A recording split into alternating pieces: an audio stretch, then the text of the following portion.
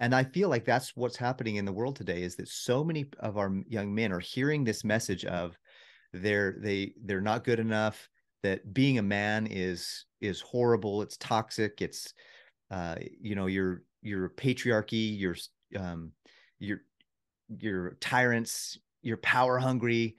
If they start hearing those things, what are they going to start to believe? Those very things. And so I feel like one of the biggest problems that young men is for our day today is not having enough of a counter voice to that, and telling them, look, you can be responsible.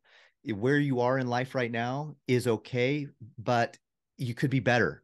You could strive to have, there's goals, there's things beyond where you are that you can develop, you can grow, you can personally grow and develop even more than you are now. And too many people are saying, no, you can't do that. Like, I just feel like the voices of the world are affirming the wrong things. Hey guys, welcome back to Be Not Afraid. This month, I really wanted to bring on some dads that I know who are just living up to the responsibility and the honor of fatherhood. So my first dad is Cluff. He has the podcast. What is your podcast called? So I have a financial channel on YouTube called Financial Self-Reliance, and then I have a podcast for preparedness. And on that podcast, we call it Radio for the Ready-Minded, focusing on God, family, and country. Awesome. So that's our podcast. So Prepper Talk Radio is everywhere you can find a podcast. Awesome. Thank you so much. So tell me, when did you become a dad?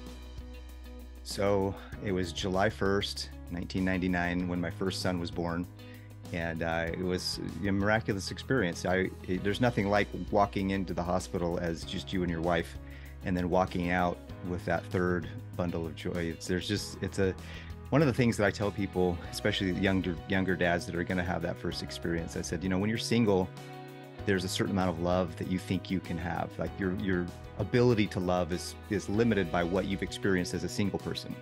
Then you get married, and this was how it was for me anyways. Then you get married, and my love just doubled. Like, I didn't know it could double. Like, I didn't recognize that. I didn't know that was even possible until I've had that spouse, that special someone, my wife, who's a woman who I love. And then I didn't think it could grow from there. Like, I didn't think it could get better. And then I had my first child, and I was like, oh my gosh, love really does expand as you have these opportunities to have children. And so children, it's the most amazing experience in the world, and the most challenging experience in the world. So that was my experience, as I expanded that love. That first child came into our life, and we looked him in the eyes, and it was a spiritual experience. It was expansive, and it was loving. It was amazing. So I've always wondered, because I just know that when my son was born, looking at my husband, it was like immediately something switched in him. And it became like, now I really have to be responsible. Right. Is that normally the way it happens? Is it just like this quick switch that instantaneously? Well, I can't speak to every man out there, but I can speak to my experience. Is the minute I had, again, when I got married, I recognized, oh my gosh, it's not just me in the world. But then my wife was an adult. She could handle herself. Anything happened to me, she could move on. But then you bring this innocent baby into the world that's absolutely incapable of taking care of itself. And you're 100% responsible. You drop it, it's gone. Like, you can't drop it. You know what I mean? Like, it's fragile, and it's not going to be able to take care of itself. And for me, it was like, oh my gosh, I'm a dad now, and this is real. And it just, the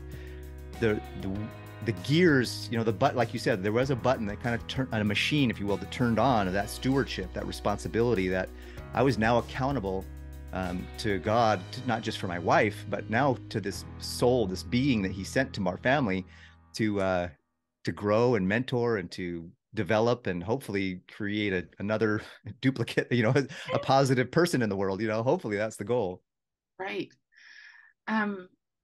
So what were the early years like with all of your kids? How many do you have? I have 5 kids. So my oldest is 24. He'll be 24 this July 1st. And then I have a daughter who just turned 22 actually today. Today's her birthday. Wow. Congratulations. As the day we're recording anyways. You may be listening to it at a different day. But and then I have another daughter, and she's 18. And then I have a son who's a sophomore, who's 16, just turned 16. So we're we're working on all the driving issues with that, getting him a license. And then I have a 10-year-old little girl. So that's my fifth. She's our caboose. And so, you know, as a dad growing up, one of the things that and I love my parents dearly. I will cherish them forever. However, there's things that you learn from your parents that you can either duplicate or that you can say, you know what, I'm going to try something different because I didn't necessarily like the way that happened. And, you know, parenting doesn't come with a manual. You don't get like, there's no book that says, okay, this is the best way to do it, you know? So you kind of just do a lot, it's a lot of trial and error. However, I knew a few things that were important in my life. One was a communication. I'm a big communicator, and I just love taking time to teach. You know, a lot of times people get their kids to the terrible twos. I call them the inquisitive twos. Like they're just wanting to learn. They want to know.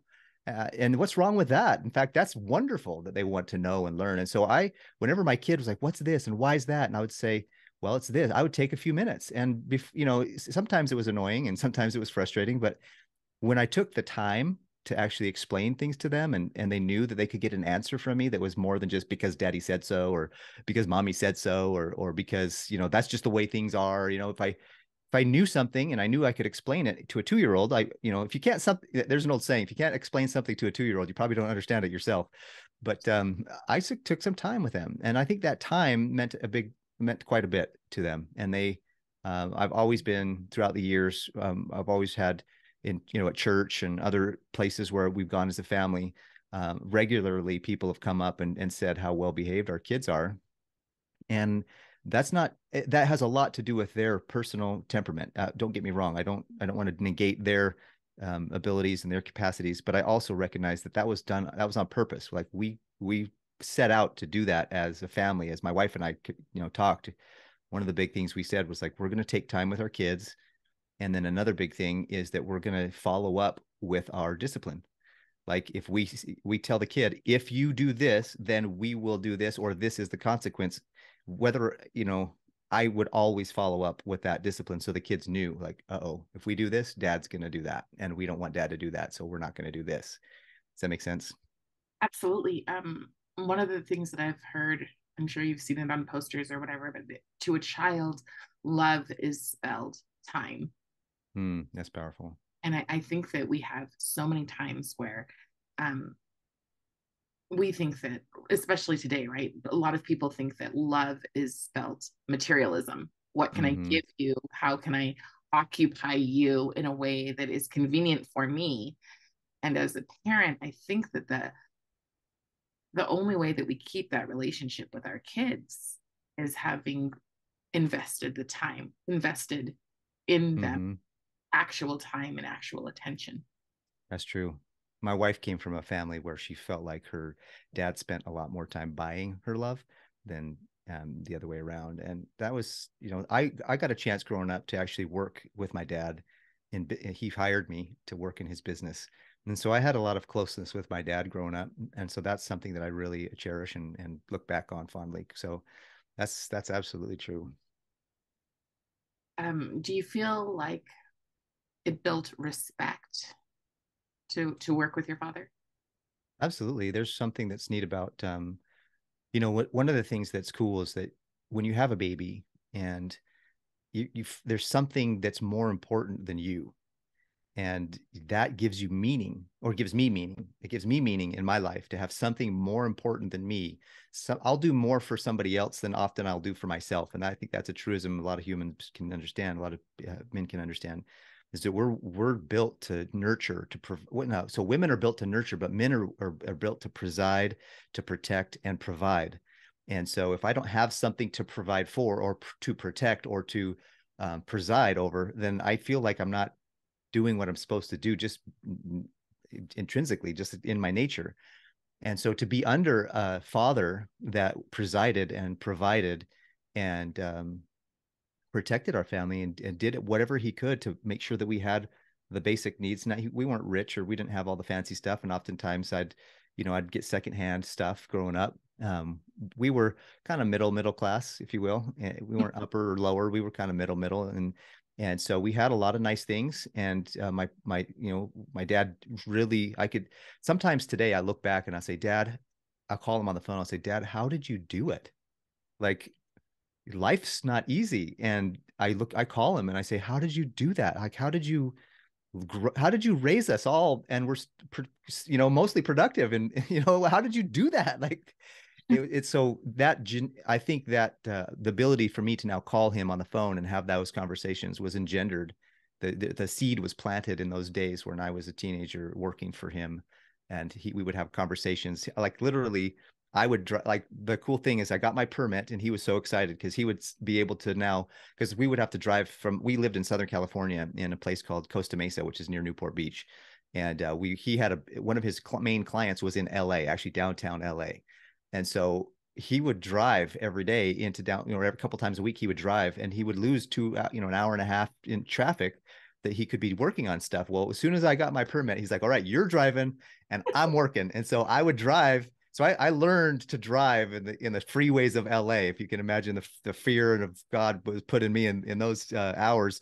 But and I look at him today. I said, Dad, I'm teaching my son to drive right now. I'm like, Dad, how in the world did you stay calm enough to work while I was driving on this freeways of LA? Like I'm freaking out trying to teach my son how to drive in the back streets of Utah. You know what I mean? Like Right. totally. It's like, and so those are some, and so we would talk sometimes. We had an hour and a half in traffic, and while he was working, we would have conversations. He'd turn on the radio. We'd listen to some, people. He'd teach me, train me. He'd mentor me, like give me some, ways to think about the world and help me develop my worldview.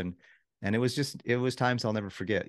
Those are good times. So, on those road trips that you had with your father as you were driving back and forth to work, what is something that he said that really stuck with you? Well, my dad had this neat, and I don't know where he got it from, but he had this neat just feeling and impression, I think, with each of his kids. And he had some virtue that he kind of felt like each of his kids had as their strength. And the one virtue he would always counsel me on and kind of talk to me about was the virtue of responsibility.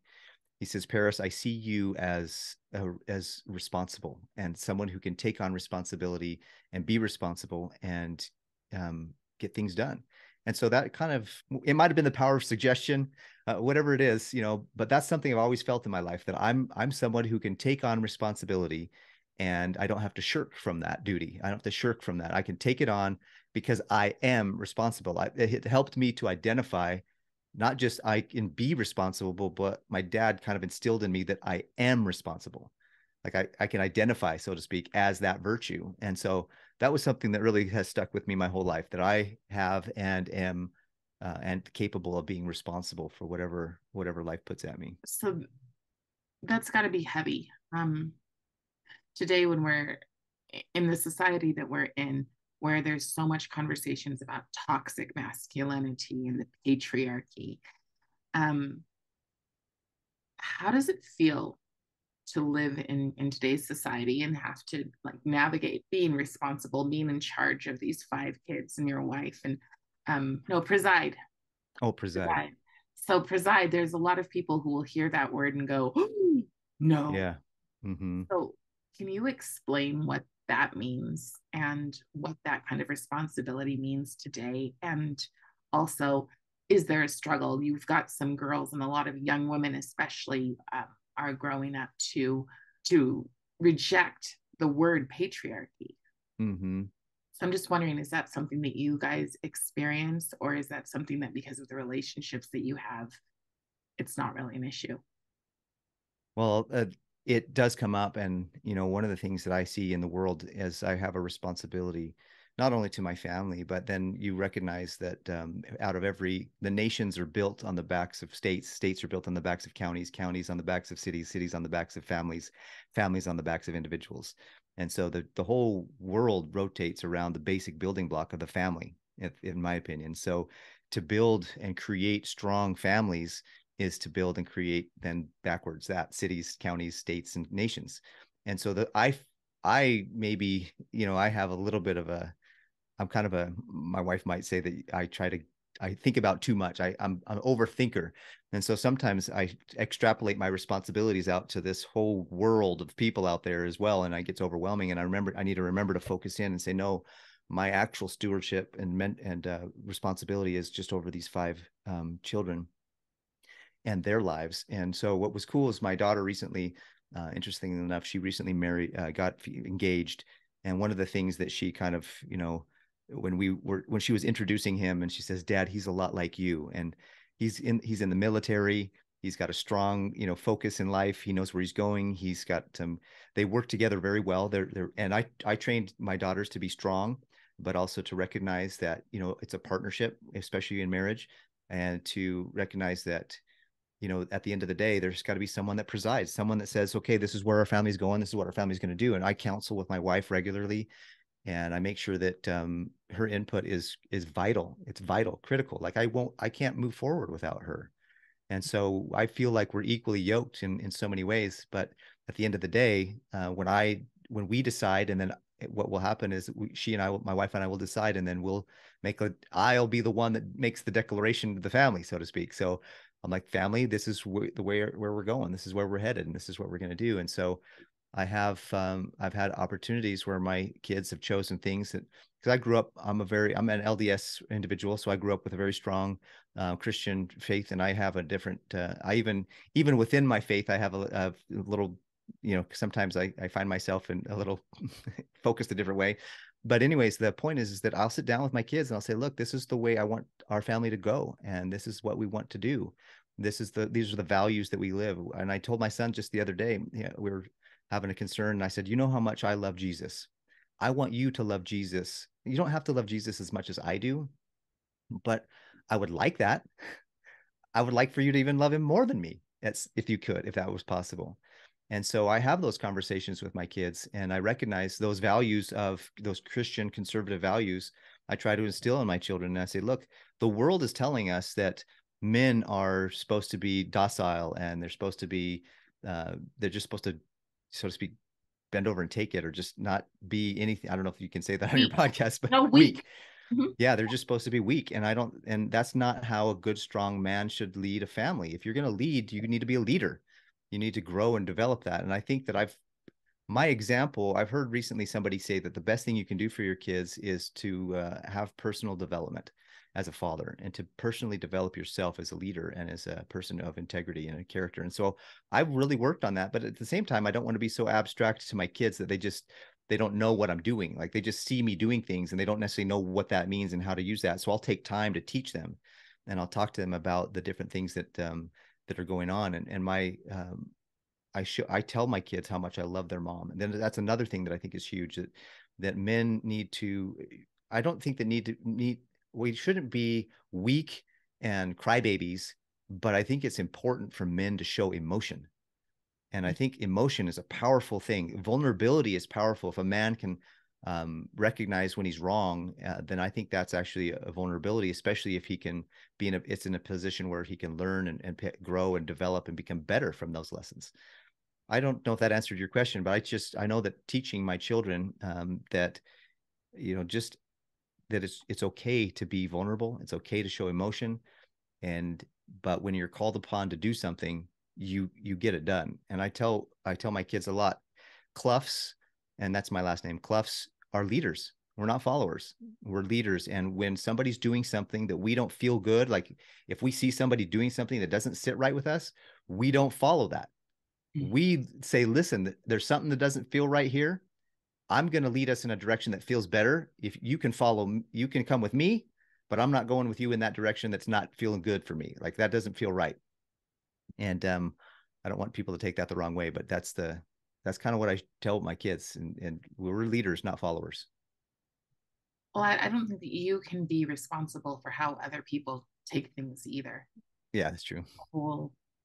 The whole manipulation of what fatherhood is. And what do you believe is positive masculinity? So I think that positive masculinity is, I really love, I listen to Jordan Peterson a lot on his podcast, and I love the way he describes that men should be monsters, or men should be dangerous, but in a way that's in control, that they can control that. And to me, that's real. Like, if I'm going to protect my family, I need to be able to stand up against whatever's coming at my family and be the intermediary.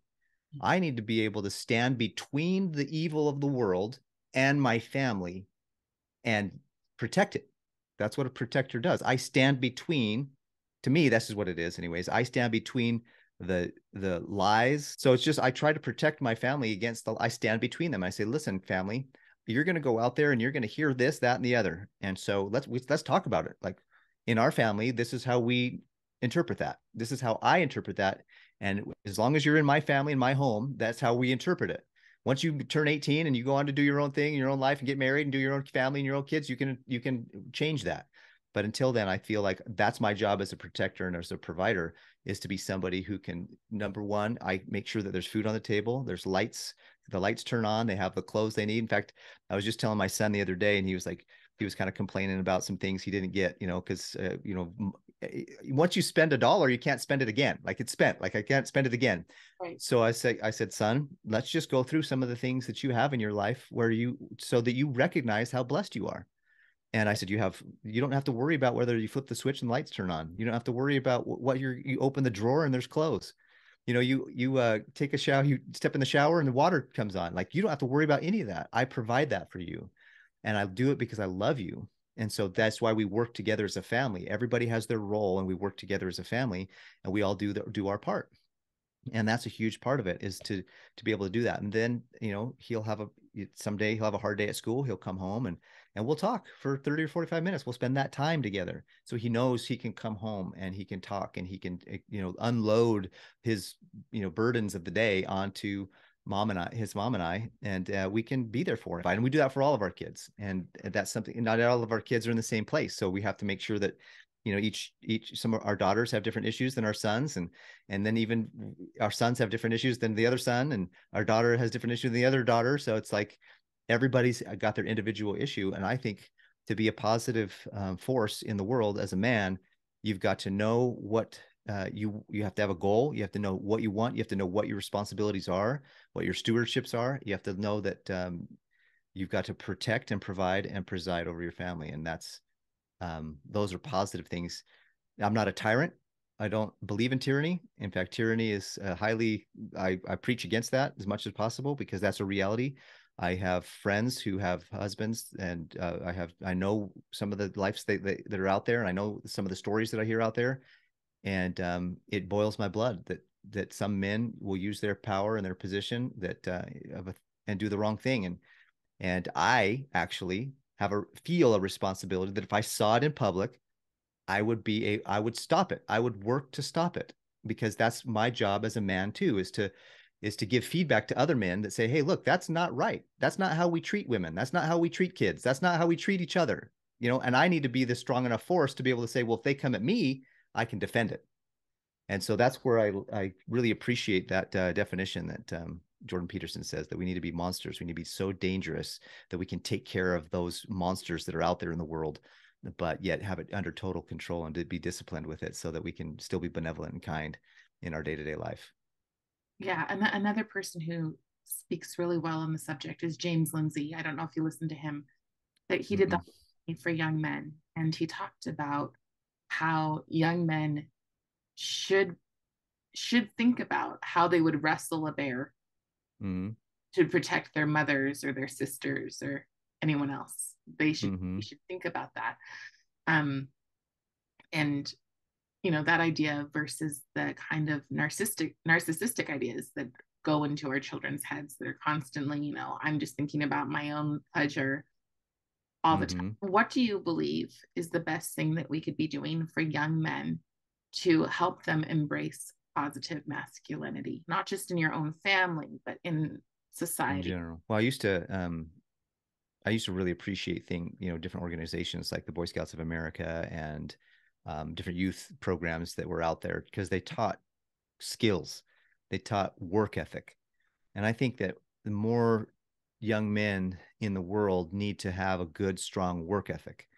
And they need to know that if they set out to accomplish something, they can actually accomplish it. And that builds the confidence that they need in themselves, that they can do it.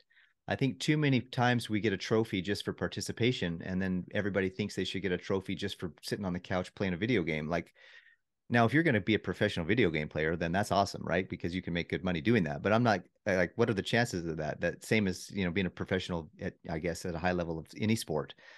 But the reality is that I feel like more men need to feel, more young men especially need to feel like they can do it. Like it's okay to go out and work and sweat and get hot and work in the yard or build something or develop something. I feel like work ethic is going to build that confidence, because that's really, I think, one of the big things, especially as men get into the age where young men try to start courting their and finding a spouse, courting women and wanting to develop a family, is women want somebody that's going to protect them instinctively. They want somebody that's productive, that can see a challenge and see a problem and find a solution and solve it.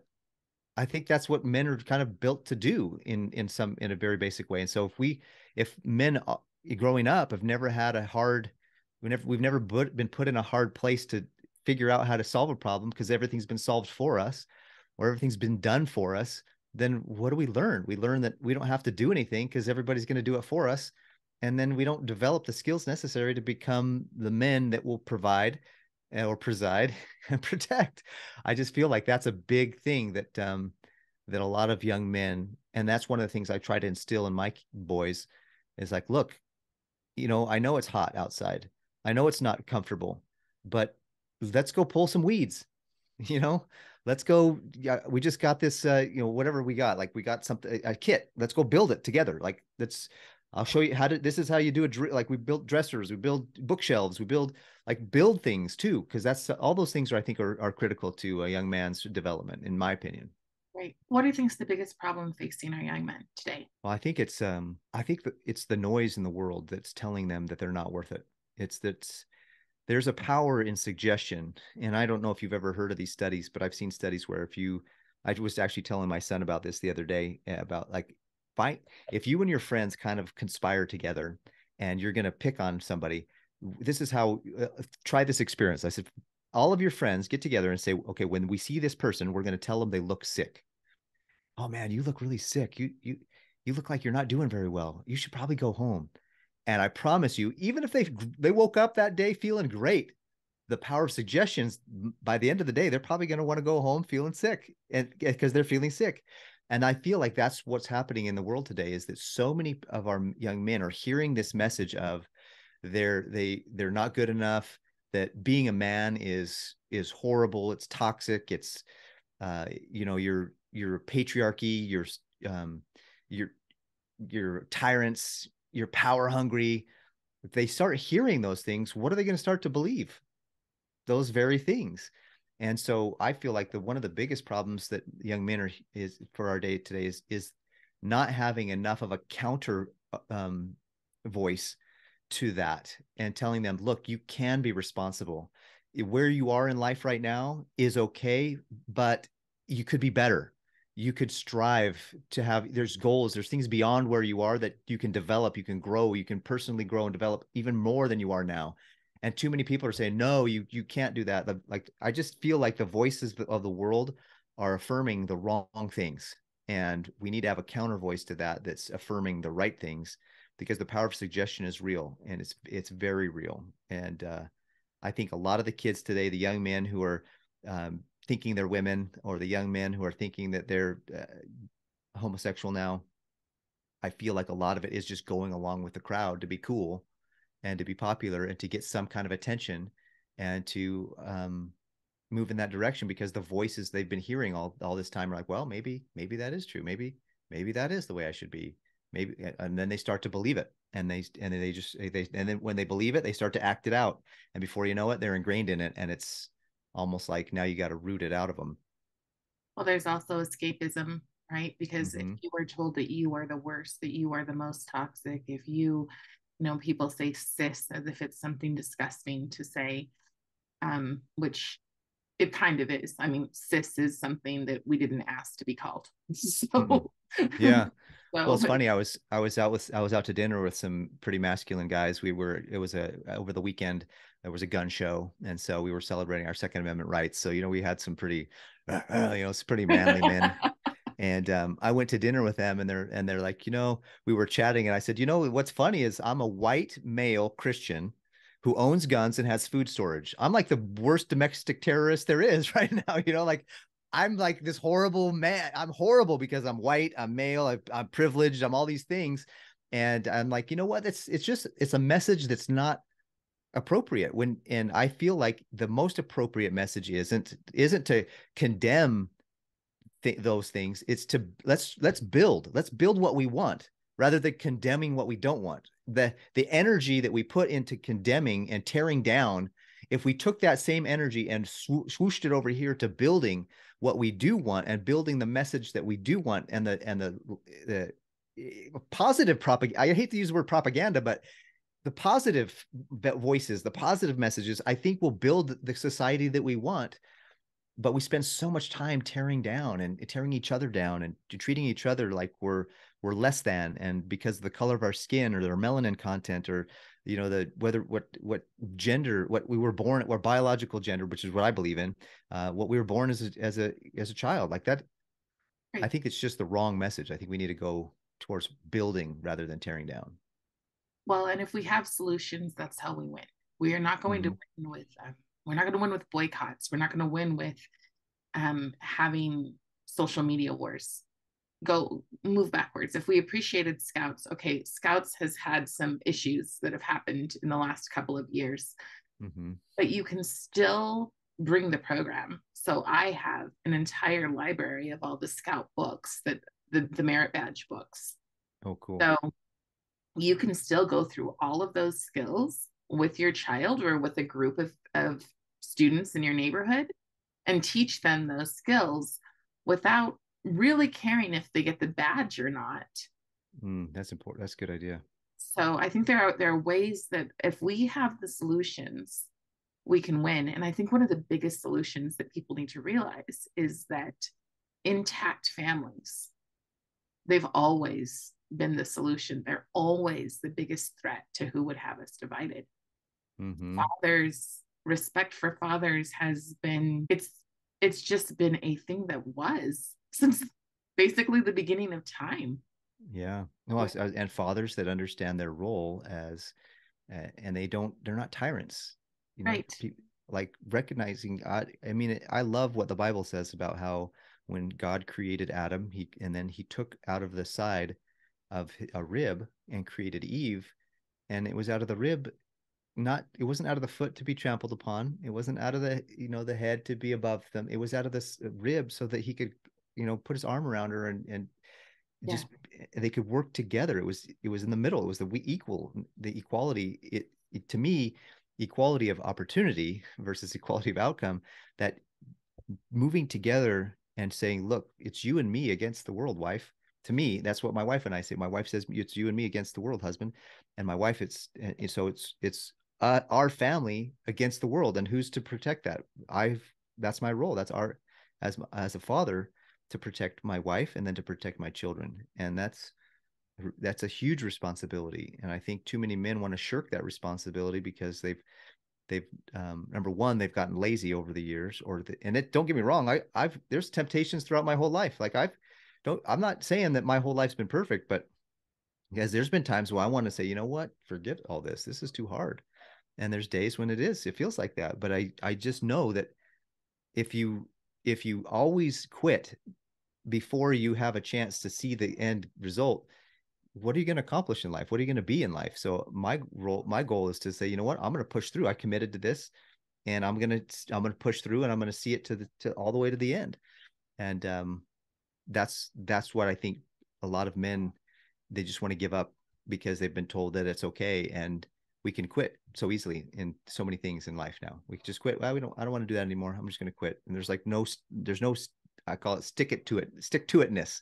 Stamina, or yeah. Yeah, yeah. Yeah. That endurance and that responsibility is just kind of not like it should be or used to be. So my last question would be, if you had a message, if you were, I mean, earlier when you were talking and you were talking about your father, I just thought of the father's blessing. I just thought of wishing on your children the very best that you can. So if you were to give your sons a message, if you were going to give them life advice and it was the last time you're going to speak to them, what would you say? Well, start with um, I'd probably start with this is my personal, what I would say is I'd start with find God, find Christ, and just cling to him in prayer, cling to him as much as you can. Because one of the things that I've recognized in life is I believe in spiritual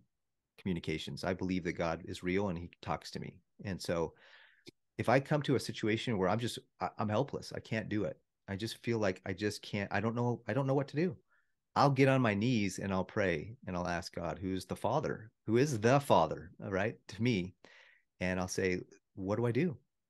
And all of a sudden I'll get it may not be immediate, but within a short period of time, I usually get some insight and I get some answers to what to do. And so if I could tell my sons, I'd say, look, because Christ is in Father in heaven, they're the best examples of a fatherhood that I can think of in this universe. And I would say, cling to Christ. And then I would say, listen, the world's going to tell you that you can't. The world's going to tell you that you're worthless. The world's going to tell you that you're incapable.